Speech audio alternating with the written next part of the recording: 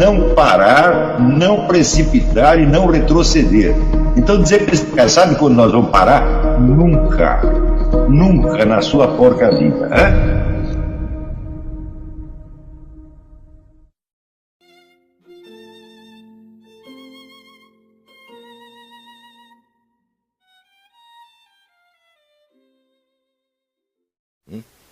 Como é que se desenvolve uma consciência literária? Pego um exemplo. Eu acho que o autor de maior consciência literária que existiu no Brasil na segunda metade do século XX para adiante foi o Herberto Salles. Como é que o Herberto Salles começou a carreira dele? Ele começou ainda em uma certa região do estado dele, a Bahia, e anotando no papel os termos do vocabulário local de uma região onde existia intensa atividade de mineração na época. Ele pegou todo o vocabulário dos mineiros, né?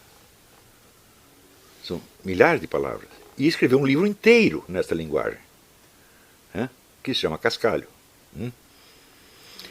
Depois, nas edições seguintes, cada edição, o Herberto colocava novas palavras, corrigia outras porque não estavam boas. É assim que se faz, gente. Se você tem algo a dizer e você quer dizer em qualquer linguagem do momento, você usa a linguagem jornalística, a linguagem do rádio, usa o que você quiser. Ou usa o academês, que é uma linguagem estabilizada, mais ou menos simples de dominar. Mas, se você quer dizer algo da realidade, você tem que ser um escritor. E o escritor é marcado pela sua consciência literária. E a consciência literária significa exatamente, ela se resume praticamente na busca do termo próprio.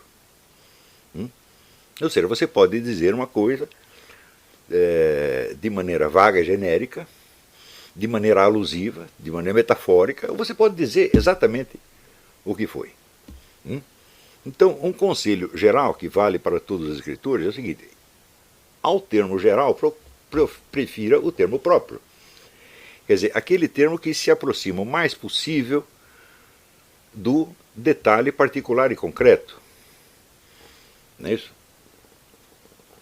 Então, por exemplo, se você escreve assim: fulano sacou do revólver. Bom, é possível que tenha acontecido isso, mas se você disser, olha, fulano sacou do seu Smith Wesson calibre 44. Não é a mesma coisa, né, que sacar de uma Glock calibre 22. Portanto, você se aproxima mais da impressão visual exata. Então, esta busca da exatidão me parece que tem sido totalmente negligenciada. As pessoas estudam e têm urgência de dizer certas coisas e começam a dizer na linguagem que dispõem, né, sem pensar isso. Quer dizer, eu estou escrevendo isso como escritor ou estou escrevendo apenas como um intelectual acadêmico ou como um jornalista? Não é isso? O que está faltando no Brasil não são intelectuais acadêmicos nem jornalistas, está faltando escritores. E para o sujeito se tornar um escritor, a primeira coisa é o seguinte: ele tem que gostar mais do idioma do que dele mesmo. Isso é básico, básico, básico, básico. Se você não tem uma devoção ao seu idioma, tá certo? Se você não ama aquilo de paixão, você nunca será um escritor. Então, por exemplo, hoje em dia, é claro que a maior parte das coisas que a gente lê são idiomas estrangeiros, tá certo? Mas a transposição dos recursos estilísticos de uma língua estrangeira para a sua língua própria exige que primeiro você domine esta última de trás para diante. Senão você não consegue, senão você vai fazer apenas uma macaquice. Não é isso? E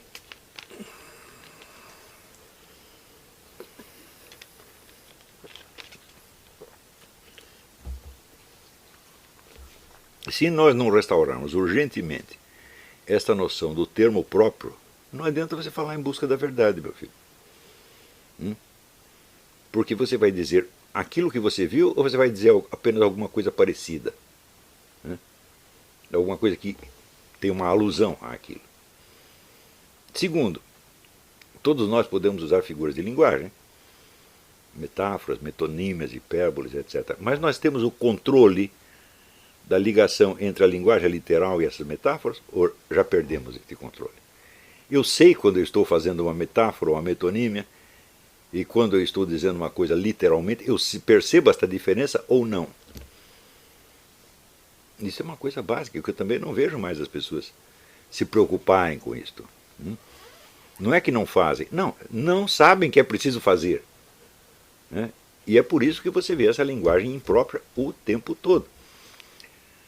Uma segunda coisa é o ouvido.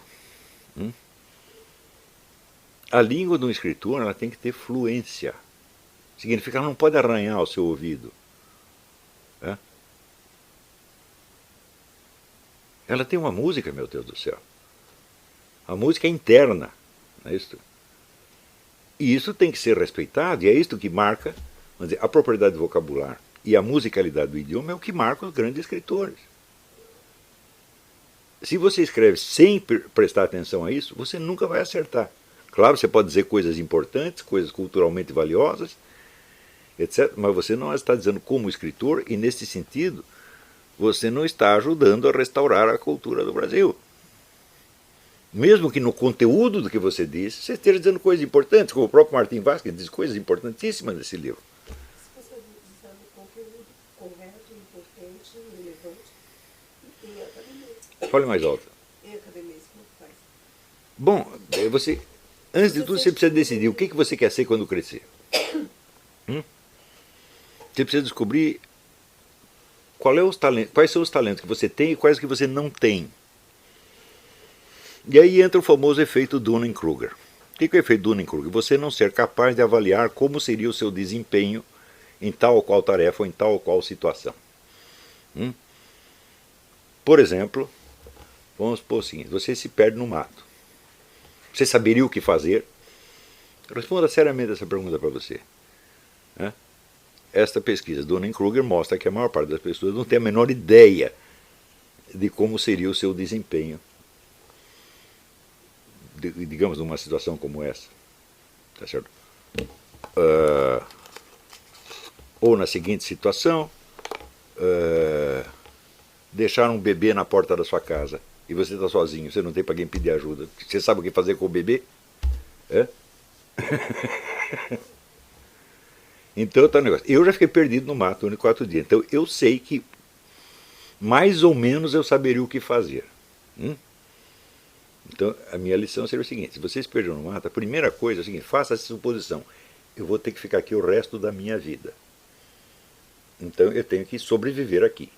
Porque se você pensar em como que eu vou fugir e escapar daqui, você está ferrado. Então essa é a primeira coisa. Então não é como fugir daqui, é como ficar aqui. Eu acho que toda pessoa que lida com essa coisa vai saber que é exatamente assim. Então essa situação, como eu já vivi, eu sei mais ou menos. Eu não sou um especialista na coisa, tem gente que sabe muito mais do que eu. Então eu tinha um amigo que era entomólogo e ele demarcava um lugar assim de 40 centímetros por 40 centímetros e ali ele encontrava uma centena de insetos que eu nunca teria visto, nem que eu observasse. Então tem pessoas que têm habilidades especializadas muito maiores que a nossa. Mas em imaginação nós podemos supor certas situações, certos desafios cognitivos e tentar avaliar o nosso desempenho. E na maior parte dos casos nós vamos errar. E isso é exatamente o que é o efeito Dunning-Kruger. Na medida em que você não é capaz de avaliar o seu desempenho nessas situações hipotéticas, você também não é capaz de avaliar o desempenho do outro. Então, naturalmente, você vai hipertrofiar as suas habilidades e você vai depreciar a dos outros. Não é isso? Quando se trata de escrever, por exemplo, você não gostou do que o sujeito escreveu? Eu falo, muito bem, escreva melhor do que ele. Você conseguiria dizer isso melhor do que ele? Em 100% dos casos a resposta é não. Então, isso quer dizer que você, nesse caso, você está depreciando uma coisa que você não está nem entendendo. Estão entendendo como a busca, a preocupação com a linguagem, a busca do termo próprio é uma coisa absolutamente indispensável à busca da verdade em qualquer domínio? Então, vamos partir do seguinte exercício. O que você quer realmente ser quando crescer? Por exemplo, você pode ser muito grande num domínio, sem ser grande no outro domínio vizinho. Né? Por exemplo, eu pego aqui o Seyyed Hossein Nasr, um dos homens mais eruditos que já passaram pelos Estados Unidos. Ele foi ministro da Cultura do Irã no tempo do Reza Pahlavi. É o sujeito que mais conhece a história da ciência islâmica, conhece de trás para dentro, sabe tudo, tudo. E, no entanto, ele escreve no inglês de congresso, inglês de congresso científico, inglês totalmente sem graça. Né? Porque ninguém é obrigado a ser gênio em duas coisas. Se você é em uma, está mais que bom. Tem pessoas que são em duas ou três. E às vezes é um pouquinho gênio em cada uma. Também vale isso. Mas você ser um gênio total em 10 domínios diferentes, bom, é muito difícil e não é exigível de ninguém. Se você for ver a obra de Edmund Husserl foi sem dúvida um dos maiores filósofos do século XX. Edmund Husserl só escreve em linguagem técnica. Ele não tenta ser um escritor. Ele não tenta ter expressividade. Ele não tenta fazer você ver o que ele está dizendo. Ele está escrevendo para um público de profissionais que o reconhece pelos termos técnicos. Qual é o problema disso? Então, é o seguinte, ele sabia o que ele queria ser. Ele queria ser um matemático e filósofo, mais nada. E foi o que ele foi. Em outros casos, mas você pega, por exemplo, a vida de José Ortega y Gasset, ele percebeu que a atividade filosófica na Espanha tinha morrido. E que, portanto, ele precisava criar uma geração de filósofos. Portanto, ele precisava se dirigir a um público sem formação filosófica para atraí-los e capacitá-los. Então, quer dizer, ele precisava escrever numa linguagem literária, popular, que atingisse as pessoas. Então, ele teve que desenvolver esta habilidade em particular, que, inclusive, se você acompanhar a obra inteira, eu li a obra inteirinha do José Ortega y Gasset, você vê que essa capacidade evoluiu muito, muito, muito, muito, porque no começo ele usava uma linguagem literária meio copiada dos franceses, um pouco pedante e tal, e ele foi aprimorando, aprimorando, até chegar na perfeição absoluta. Ele é o maior prosador da língua espanhola de todos os tempos. Nem Cervantes se compara a ele nesse ponto. Você dá eficácia no uso do termo tão próprio que parece que você está vendo a coisa. Ele mesmo compara ali, diz, como se saísse uma mão da página e te desse uma porrada. Ele consegue fazer isso, porque era necessário fazer. Provavelmente ele tinha essa obsessão. E certamente ele tinha essa obsessão. Não, ele tinha mesmo. Era isso que ele queria. No começo não conseguia, mas depois conseguiu. Então, agora, se você vai escrever para um público de seus colegas de profissão, sei lá, nas ciências sociais ou na filosofia, você não precisa ter essa preocupação. E não precisa ter esse talento. Então não adianta forçar. Agora, se você quer ser um escritor, então entenda o que é um escritor. Um escritor é alguém que domina o idioma. O que é dominar o idioma? É obrigar o idioma a dizer o que você quer que ele diga, e não o que ele já está dizendo nos formatos consagrados. Portanto, é você combinar os recursos do idioma de modo a dizer alguma coisa que não foi dita antes e para a qual o idioma não está preparado. Então, ser um escritor é trabalhar o idioma, sempre. Não é só trabalhar as ideias, trabalhar os conteúdos. Não, é trabalhar o idioma, meu Deus do céu. E, na verdade, eu não vejo ninguém preocupado com isso. Os melhores não estão preocupados com isso. Por isso que eu disse outro dia que na grande mídia brasileira não há nenhum escritor. Zero. Na mídia provinciana ou na internet existe. Eu não posso negar que o Yuri Vieira é um escritor, que o Percival Pudim é um escritor, que o Paulo Briguinha é um escritor. Não posso negar essas coisas. Que o Rodrigo Gurgel é um escritor. Por quê? Porque eles têm essa sensibilidade do idioma, eles têm esse amor ao idioma e eles cultivam a coisa para tornar o idioma capaz de dizer aquilo que eles perceberam. E na medida que você diz o que você percebeu, você está dizendo o que muita gente percebeu. Às vezes percebeu de maneira meio semiconsciente, por assim dizer. Aquilo que está quase chegando no umbral da consciência, mas não chegou ainda. Então daí você diz e o sujeito acorda. Ele diz, foi isso que eu percebi. Então, o escritor, ele dá voz aos outros. Coisa que um jornalista não precisa fazer. Coisa que um filósofo não precisa fazer. Se for apenas um filósofo profissional, não sem a dimensão literária. Mas no Brasil de hoje, quer dizer, a dimensão literária é urgente. Porque gente para escrever para os seus próprios pares na universidade tem de monte. Gente que domina o academês tem de monte. Não é isso? O academês não é incompatível nem mesmo com erros de gramática. Tá certo? Só que ali você não precisa ter a precisão vocabular, você não precisa ter a fluência, não precisa ter nada. Você está falando em código, por assim dizer. Não há problema nenhum em escrever em código se você não tem talento literário, mas pode ter o talento filosófico, matemático, científico, etc. É outra coisa.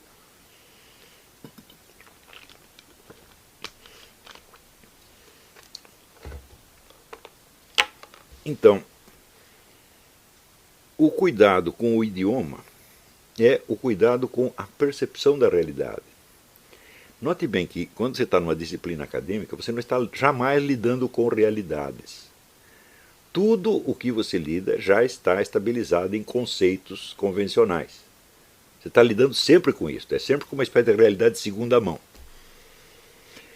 Quando você se volta para a realidade, eu digo, bom, se você for um filósofo e você está trabalhando com coisas que ninguém percebeu antes e que você é o primeiro a perceber, fala, bom, então você vai ter que criar uma outra linguagem técnica, como fez o Edmund Husserl, ou você vai ter que desenvolver os seus dons literários para poder dizer o que ninguém disse antes. Então, essa despreocupação, vamos dizer, com a linguagem em si, essa falta de amor ao idioma, eu acho que é um obstáculo à própria busca da verdade. Então, isso tem que ser vencido. Então, tudo aquilo que nós dizemos vem acompanhado do sentimento de que estamos na verdade. Mas, na maior parte dos casos, esse sentimento é realmente enganoso. Porque você está apenas dizendo algo com que você concorda.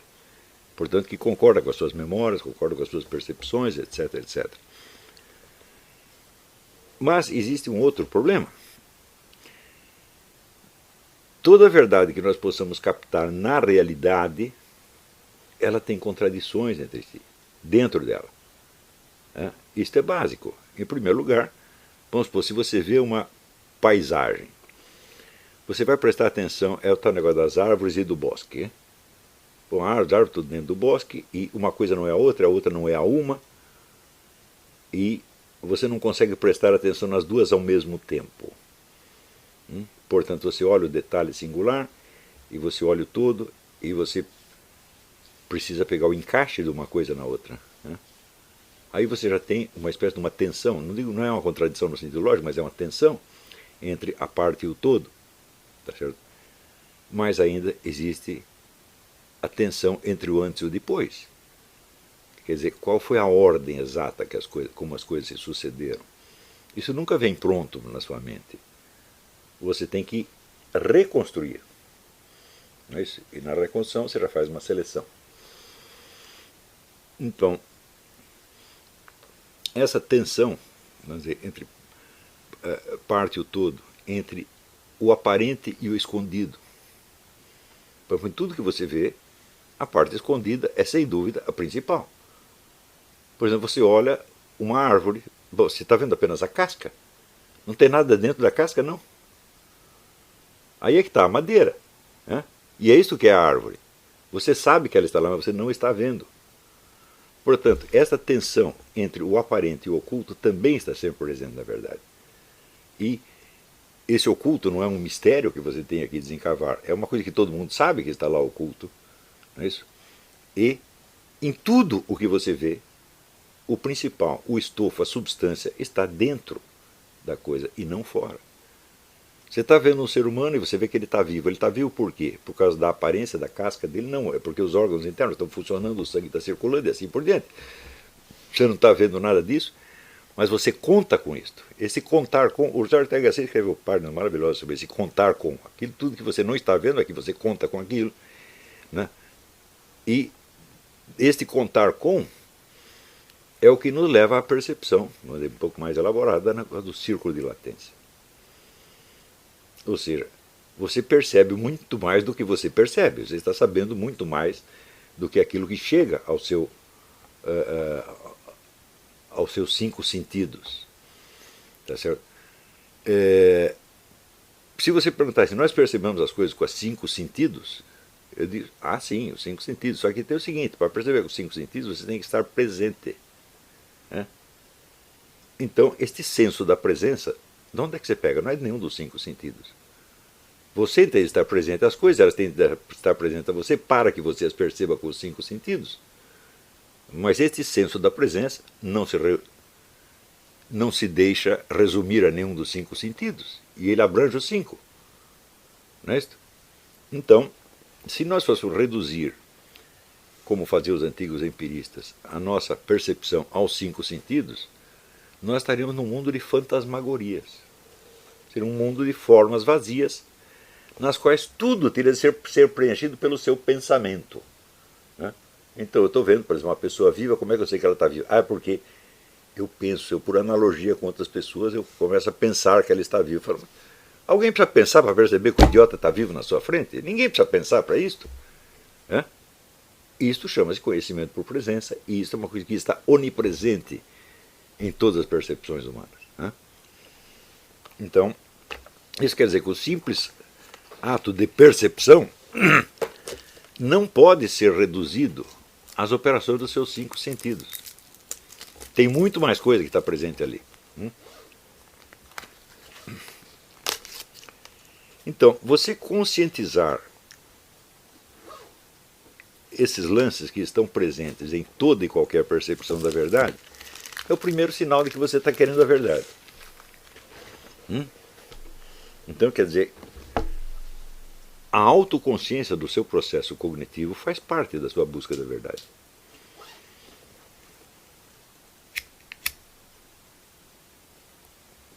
E isso nos leva diretamente, quer dizer, ao tema de um dos exercícios fundamentais, que é o que eu chamo o mapa da ignorância.